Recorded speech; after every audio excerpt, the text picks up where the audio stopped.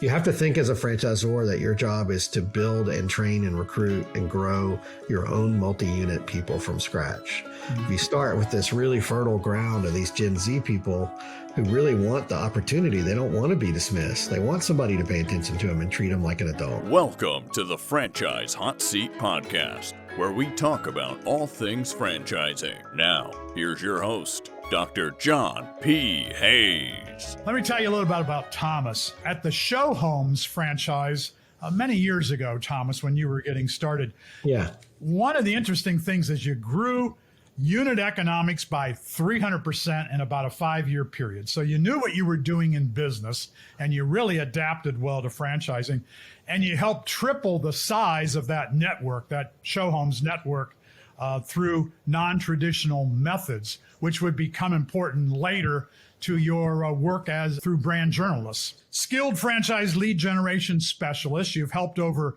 285 franchise brands create franchise development breakthroughs. You're passionate about whatever you do, but you're passionate now about franchising and franchise sales lead generation. And you've helped development teams in franchising recruit more than 10,000 new franchise owners through your history here. You're an expert at SEO, website design, content marketing, social media, PR campaigns. You've done just about everything, including you're now the franchisor founder of 4 different brands that we're going to talk about as well. It's always a pleasure to talk with you, Thomas. It's also always educational and inspiring, and that's why I wanted to get you on this podcast. Oh, great. Well, thanks for having me. I'm a big fan of what you guys have done at the Hot Seat and at the Palm Beach Atlantic's Titus Center. It's something I'm very passionate about for sure. Well, we appreciate all of your support. Let's start with an easy question. Benefits of becoming a franchisee. Yeah. Why do people want to do that? Because a lot of people will say, well, I don't see the benefit to that. I already have a job. Becoming a franchisee is like getting a job. Instead of my boss becomes the franchisor. I got to live by their rules and regulations. So if that were such a big negative, who would be buying franchises? And yet today, record number of people buying franchises. And it's interesting. You would think on the outside that the only reason you would buy a business of any kind is to make money, like that money's got to be the driver for people. And that's the reason you would do something. And I would say that's certainly, we often say franchising is a 2-metric business. If you're a franchisor, you have to create happy franchisees who love the business they have and generate plenty of wealth to accomplish the goals that they want. But my reasons for buying a franchise are a little different than the typical. Like I would say, number one is a franchise is your best way to participate in the economy at your full market value. When we look at, we spend a lot of time talking about diversity and inclusion issues and creating opportunity with underprivileged groups and young entrepreneurs, which I'm a big fan of. Franchising is a very equal society. It's a little like the Army, the minority population in the United States is somewhere around 33%. And minority business ownership and franchising is right at 30%. Like it's double the rate of non-franchise systems. And so I think if you think about income inequality and allowing opportunity for people to participate in the economy at their full rate, a franchise is by far the fastest way. It's the easiest way it's got the least risk. I mean, it's just a no-brainer. I think that's really important. The second one, I think, and this really appeals to people in your program, young entrepreneurs, is franchising is the social media version of business. It's franchising. It's a business with a community of people. And with that comes a ton of professional development. You should own a franchise because it's like an MBA program. You develop professionally as a business owner, you develop business acumen, you develop marketing and management skills.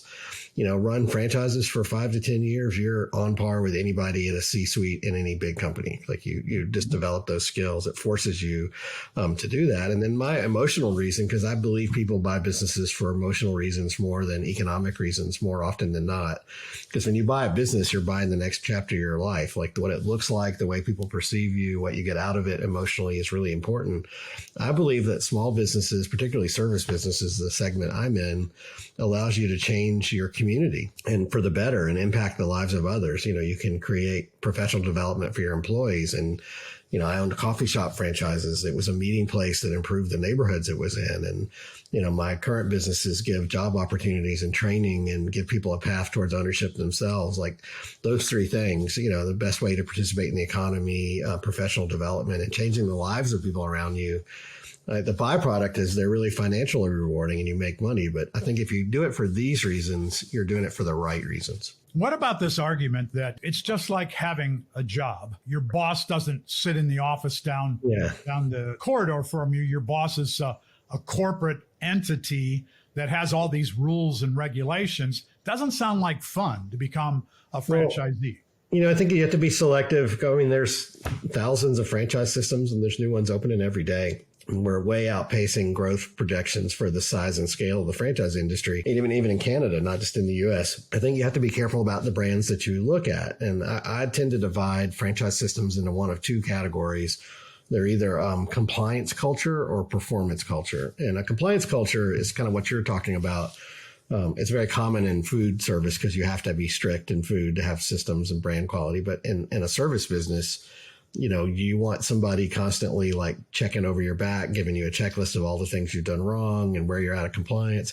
That sucks the joy and life out of a business. And so a performance-based business focuses on, well, where do you want to be in 3 years? Like, why are we doing this business in the first place? And what's in it for you? And how can I help you grow? And what do you want from me as a franchisor? And let's see if we can kind of take over the universe together.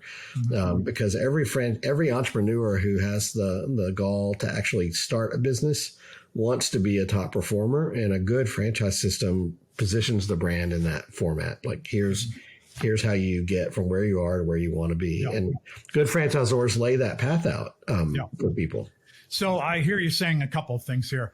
There are about 4,000 franchise brands that we know of in North America. Most of them are still actively looking for franchisees. But you're saying some of these franchise systems, these networks, are better than other networks. Some are better than others. Is that what you're saying? Better for other and better for some franchisees, some types of franchisees. I want to get to that. So there's good franchising and there's not as good franchising. There are people who are passionate about helping other people grow, build wealth, do something really well, change their communities. There are other franchisors that don't really care about that. Maybe the dollar or compliance is more important to them. So part of what you're saying is, if you're looking at buying a franchise, you got to know what you're buying. You got to find the right fit for you and what you want to accomplish. And the only way to do that is to talk to actual franchisees and get the story from the root of people who do it. Because if you just wanted to buy a job, and a lot of early franchising, in the 50s and 60s and 70s was literally that, people buying jobs. Like it was just an alternative to a job. But now you have a whole generation of buyers today, younger buyers, and they don't have any intention of you see this in your students. Like they don't want a career as an employee. They want a career as a business owner. And so franchising offers a fast track path to accomplish those goals in a very orderly way that's fun and rewarding and social and gives you the to build on your talents. And if I'm an entry level franchisee and I want to open a dryer vent superheroes franchise, one of mine, and I've never run a business, that's a great place to start. I have Palm Beach Atlantic students doing that. It's going to be interesting to see, in 10 years, does that guy own 10 McDonald's? Like he's not ready for the McDonald's or a Chick-fil-A, but he's got to start somewhere. And so there's all types of franchises for all types of buyers. It's just finding the right match. So another important point here is that people have been sold the wrong franchise. I won't say a bad franchise, just the wrong franchise for what they wanted to accomplish, and what the franchisor had in mind was something else. How does that happen? Why does that happen? And it happens a little bit too often, I believe. It happens way more often than it should, for sure. Like I'm a real, I often talk to franchise broker networks and people about how the franchise industry is somewhat broken. And the broken part of it is that there are people who buy businesses because they're passionate about that particular business. Like I grew up in New Orleans and I'm all about coffee shops. Coffee for me is a passion business. I like working with tools. I like home improvement. I like coaching people. I like entrepreneurial stuff. Home service businesses are like the ultimate quick to start up, high yield businesses for me. I'm very passionate about those. If you came in and started talking about of obscure form of espresso preparation, that's in my wheelhouse, and I would be all over that. And that level of enthusiasm and passion translates to the business itself. And so what a good franchisor has to do is, how do we go through all of the steps to find the right people? The right people aren't the people that have money. Like, that's, I think, where number one, as an industry, we get overly focused on financial qualifications as the primary qualifier. And I will tell you, I've seen way more people fail and fall flat on their face who are completely financially qualified. And I've seen a significant number of thinly capitalized or completely undercapitalized people that brought to the table passion and a hunger and an enthusiasm for the job and the business and the sector it was in. And so I think it comes down to persona-based marketing. Like, who are the people that you want to do business with? We're working with it'd be a good hot seat thing. It's called Smart Carpet Cleaning out of Denver. They have a really interesting kind of spin on commercial carpet cleaning, and their potential buyer is somebody who's done B2B sales, has worked in commercial carpet industry or facility management. It's a really narrow, little type of person that they need. If they go to broker networks, they get any 50 to 60-year-old franchise buyer with a 401k that can fog a mirror. That's what they get. And that's not the right person, because it takes a very particular skill set for that brand. So I think that's a problem in our industry. So there are franchisors who are going to sell because they can sell. And they may not be as interested in, is this the right fit for my business? And people who are buying franchises need to hear that from us. That, look, this is your responsibility. This is not the franchisor's responsibility. You're the buyer here, but you're in the driver's seat. You said earlier, you can find out about good franchises by talking to the existing franchisees. The FDD makes that possible for people to be able to do that, but they've got to want to do it, not buy something because their neighbor did or because they read about it in a magazine article. As wonderful as the business might be, it may not be for you. So you got to buy the right one. There are good, there are not as good. And it's your responsibility to do this if you're going to be a buyer of a franchise. But I want to talk now about generational buying. Who's buying franchises today? Who's not buying franchises today who maybe should be? So let's go back to my generation, the baby boomer generation. We're sort of coming to the end of an era, but we're still buying franchises, and we're surely still operating. I would say the majority of franchises are still operated by baby boomers. I think I don't know about who owns and operates existing. There's 1 million units of franchising in the United States. I don't know what the percentage is. I know of new sales, baby boomers make up less than 20% of new sales. It's been dropping every year. It may be down to 12 or 14%. Baby boomers are still buying. They're still buying. Retirement businesses, some. They're investing in family businesses and being the anchor. That's happening some, less and less, but some.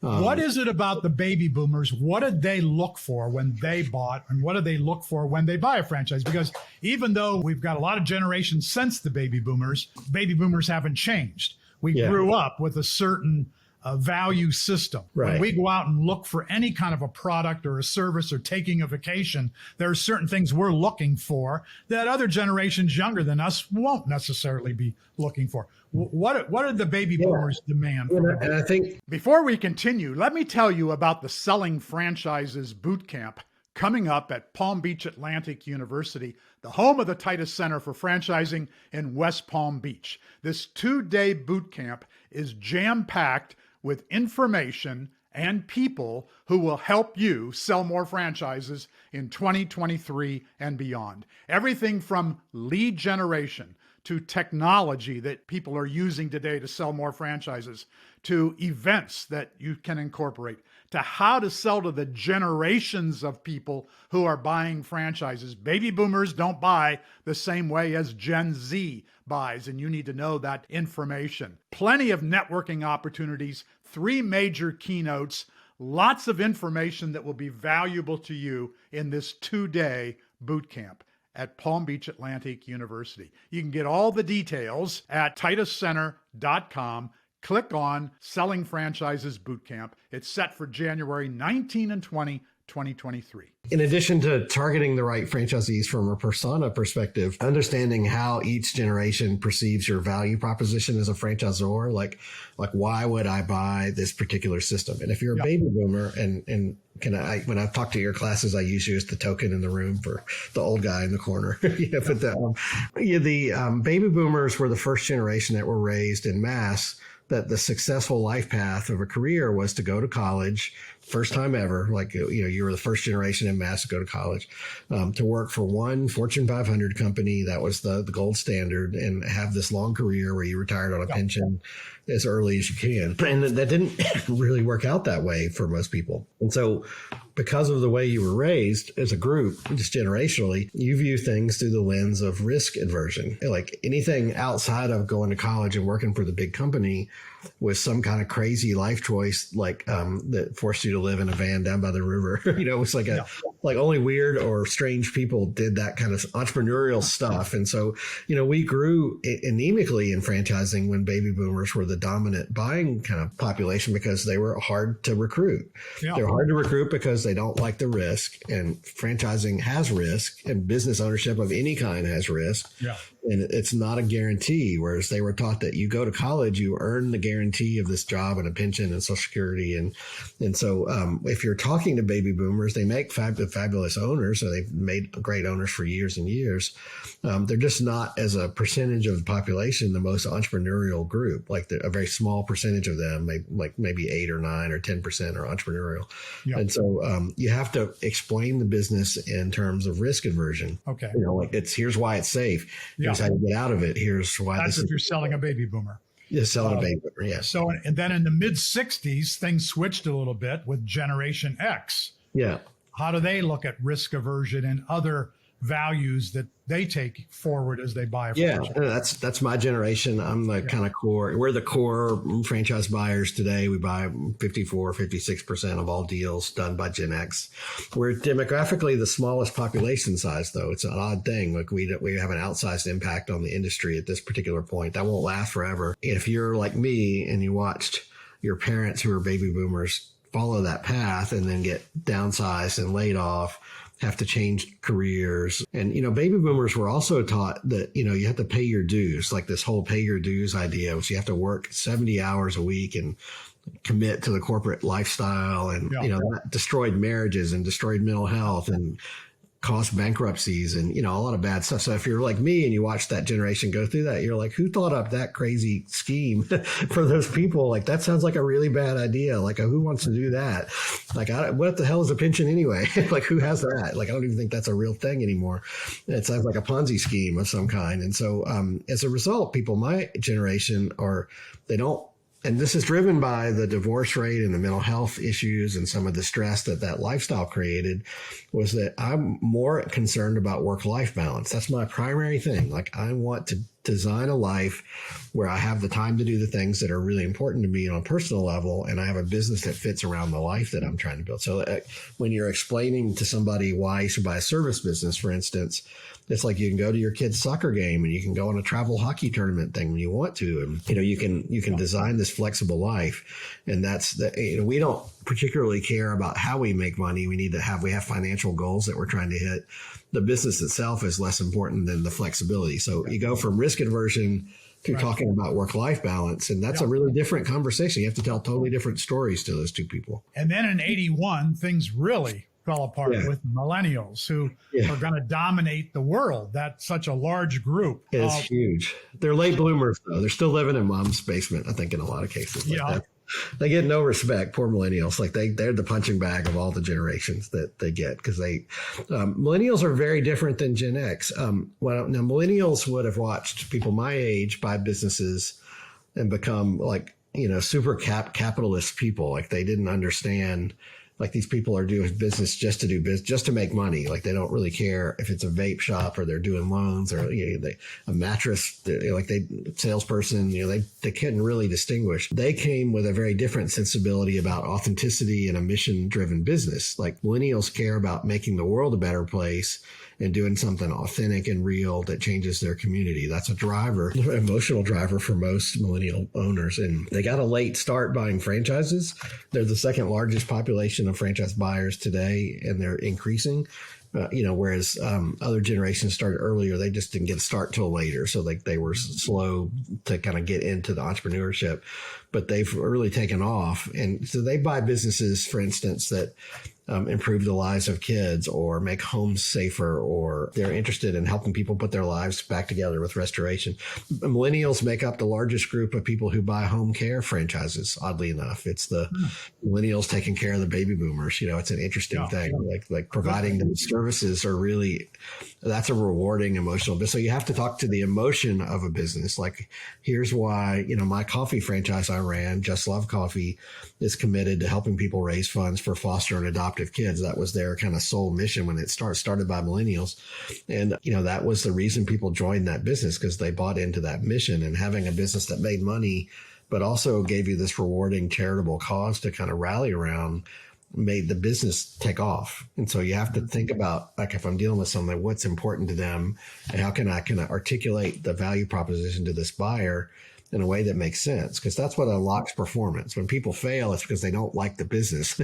Like, they have the money to do it, they just don't like the business. Not fun. Like, they didn't understand what they were getting into. So as you look generationally, baby boomers, you had to talk about risk, because we were always concerned about risk. We were taught that you had to go to college because that's the way you secure your future. And then with Gen X, you had to talk more about lifestyle. Baby boomers, if we had to work 80 hours a week, we had to work 80 hours a week. Yeah, you're just paying your dues. But the Gen Xers knew that, okay, there's got to be some balance with lifestyle. I don't want to drink too much. I don't want alcoholism to destroy my family relationship. I don't want to destroy my marriage. I want to know how to get life-work balance. So you talk to the Gen Xers about that. Millennials want to change the world. So how is this restaurant that you're going to buy into as a franchisee? How is this home care business that you're going to buy? How is that going to change the world? It may not be the actual service you provide changes the world, but the income that you get that you can dedicate to a cause may change the world. Then more recently, the generation that I teach, the Gen Zs, or the YouTube. Oh, my favorite. They are just built different. Like, there's just no other way to explain it. That is a really interesting group. It is by far, it is the future of the franchise industry. I put all my stock, if I could just recruit people in that generation, I'd take everyone I can find. What's interesting about that generation is, and they're, extremely high entrepreneurial ratings, something like 70, 80% of people that age are open to owning a business. And because we call them the YouTube generation for a reason, as they were the first generation that has had complete and utter access to YouTube their entire lives. So that created a self-learning dynamic where if they want to learn something or are influenced by an idea, the idea is that you can kind of follow that thread in a self-directed way, and there's no barrier. So they have a different expectation about learning and skills. They're not expected to be taught something. The idea is you have to learn it yourself. And a franchise is a really fast track to that. And that generation is, more than any other, has been raised on very significant ideas of entrepreneurship. Steve Jobs, Bill Gates, all the startup culture, Gary Vee, all those people. Like, all they hear from that group is business ownership's where it's at. Like jobs are for losers. Like, you should run a business. Like, that's what real people do. And those are the people that move our economy around. You really want to have an impact in your economy, like, own a business, own several businesses, like, they're fearless. So they're the complete opposite of baby boomers. Like, they're taught from an early age that failure is a really positive thing. Failure just means you're trying. Like, if you learn every time you fail, and you just get up and try again. And at some point you become an amazing empire builder. And that's what I see. They care a little less as a group about, the mission driven part that millennials care about. They care a lot more about, like, whereas at my age, I care about life-work balance. They or work-life balance. They care about the flip. Like, they want to design a life that they want to live and then fit the work around it to make it possible. Like, instead of waiting till I'm 60 to go move to Florida and live on the beach, they'll just move to the beach at 22 and figure out a business and just make it happen right off the bat and do that for a couple of years and then move on and do something else. So like it's like there's almost no rules for that group. Like they have no like self-imposed kind of boundaries on what they can do. In my franchising career, especially in the last 3 years, of the ones I've recruited, they made up 60% of my top performers. Like, a lot of those people were people that had just barely enough money to get the business off the ground, but they brought to the table this desire to learn. They're hungry for professional development. They're enthusiastic, and they're extremely coachable. You've seen that in your students. Like they're coachable. Even from 10 years ago, you probably have seen a shift in those two generations. So how do franchisors need to talk to the Gen Z buyer? Well, start by not dismissing them. Like that's the number one problem we have is they have this assumption that, because when we were 22 or 23, like nobody would have given us time. We had nothing going on. Yeah. We were, the only people who started businesses were the people that the parents bought the business because they were a screw up in school or couldn't fit into any of the holes. That's not true today. Like the most common purchase I see is a 22-year-old right out of college buying a business with their parents. And it's a family business, but the parents who are my age or maybe your age are supporting financially this idea that we want you to own a business. We want you to build a legacy. We want you to build your empire. Like we're going to invest in your business just like we would in college. Like that's, there's an idea which kind of works against the college part of it that the trades went through thanks to baby boomers mostly who had this perception of, blue collar trades are somehow a lesser path in life than the college path. Like, if you were an electrician or a plumber, you were somehow in the hierarchy below somebody who was college educated, below a white collar person. And I think we've seen an interesting flip that now trades are where the money's at, and people are looking at trades as a new type of white collar business, like the running of a trades business, not the actual technician work, but the person who owns and operates the trade business, like what could be a service business or a closet business or a home remodeling or a restoration, whatever it is. That person is really it's the new white collar person. It's interesting to see how that's flipped. I'm not sure that I heard how a franchisor needs to speak to the Gen Z. What is it that they value? What's that one trigger? It's not risk that they're worried about. Yeah, the one trigger is don't be dismissive, invite them in. Your job as a franchise recruiter is not to exclude people. It's not to decide whether this person is worth their time. Every person who asks is worth your time. And then once you're in the conversation, to talk about professional development. They talk about the skills, what's in it for you. Like this isn't a business where I'm going to teach you to clean dryer vents and ducts. It's a business where I'm going to teach you how to run a multi-unit service business where you can have 10 trucks in 5 years and a $3 or $5 million service business that nets you a significant amount of money. And you can go on and build whatever entrepreneurial empire you want. Like that's the language you have to speak. And you have to talk to that person knowing that they have $57 in their bank account today. Okay. So that was my point. The Gen Zs get dismissed because they don't have any money. They do have access to money because their parents are sitting on massive home equity, and a HELOC loan, even at today's rates, is like a 30-minute process. So you can get this completely tax deductible things now at a much lower rate. And I just think people just overlook that as an option. And you have to invite them into the sales process versus trying to filter them out. Like that's the mistake that historically we make in the franchise industry. And part of what you have done most recently as a franchisor is created a lower cost opportunity. So let's talk about that before we run out of time. Yeah. And if you Google how much does it start to own a business, how much money do I need to start up a typical business, the excerpt that Google will put up on the screen is $30,000 is the average amount of investment that an entrepreneur takes to start a typical business, just any random business. If you Google how much does the average franchise cost, it's $250,000. Now they're essentially the same business, and obviously a franchise should cost more than a startup business. But should it cost 6 times the amount? And I would say no. I think if we're going to succeed at getting this new class of entrepreneur in where they can own multiple things, we have to price and structure our offering where it's appealing. You can actually accomplish it. Like a 22-year-old has no business buying a $300,000 franchise. I personally think they're just not experienced enough for that. But get them in a business that's $20,000, $30,000, $40,000 down or $50,000 total investment. and they can get to what I believe is really important is that a business has to throw off at least $75,000 a year in owner benefit. You have to be able to get somebody to a minimum of that level, because that same person that could open a business can make that much money in a job. So you have to get beyond that. And so the business has to pull off those dynamics. And what are you offering the buyer today? Tell us about your businesses. Yeah, we have 4. So the Lighting Squad is we call a nuisance electrical business. So it's a simple truck. All of our stuff's mobile and home based. The Lighting Squad is a business that hangs ceiling fans and replaces light fixtures and cleans chandeliers and installs outdoor lighting and just really basic stuff. We call it nuisance because if you go to any homeowner on any street in any suburb of America, and you're talking to the homeowner, say, hey, do you have a list of like little stuff that you need to fix? And they start thinking like, I need to put a dimmer switch there, and I hate those boob lights, and I hate that ceiling fan. And all of a sudden you've got $1,500 worth of work out of that homeowner, and everybody on that street needs it. And so that business has taken off. So that's a simple business for somebody who really enjoys, if you're comfortable hanging light fixtures, you don't have to be an electrician, although you could certainly hire electricians. We don't do electrical work. We just replace light fixtures and do things like Ring camera systems and hang TVs and that kind of thing. Mm-hmm. That's a great business. Up Closets is a custom closet business. Like that's a huge industry right now. We recruit a lot of home organizers, home stagers, realtors, mortgage brokers, people who are in that business.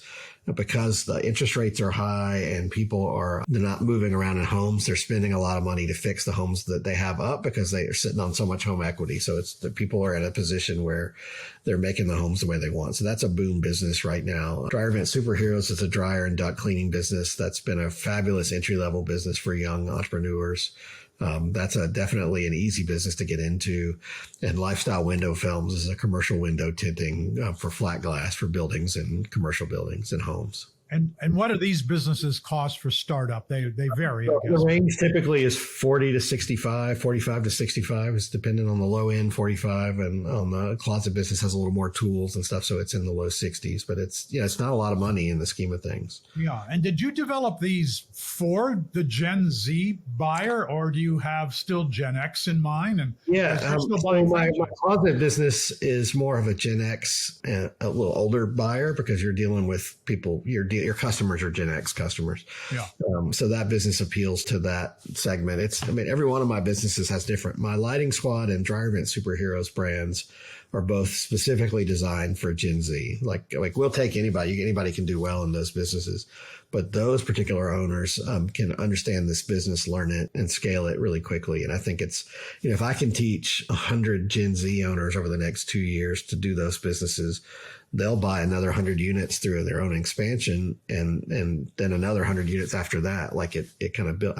You have to think as a franchisor that your job is to build and train and recruit and grow your own multi-unit people from scratch. Mm-hmm. If you start with this really fertile ground of these Gen Z people who really want the opportunity, they don't want to be dismissed. They want somebody to pay attention to them and treat them like an adult. And I just find that if you're just a nice person and you're open, you say, I'd love to have you. Let's talk about what this takes. And they're in. You've seen it in your classes. It's amazing. Yeah, exactly. So before we run out of time, what's coming? What do you see in franchising in the next 10 years? What's going to be different? Well, we're going through a little bit of a recession now. And, my saying is, you should never waste a good recession. Recessions are boom time for franchising.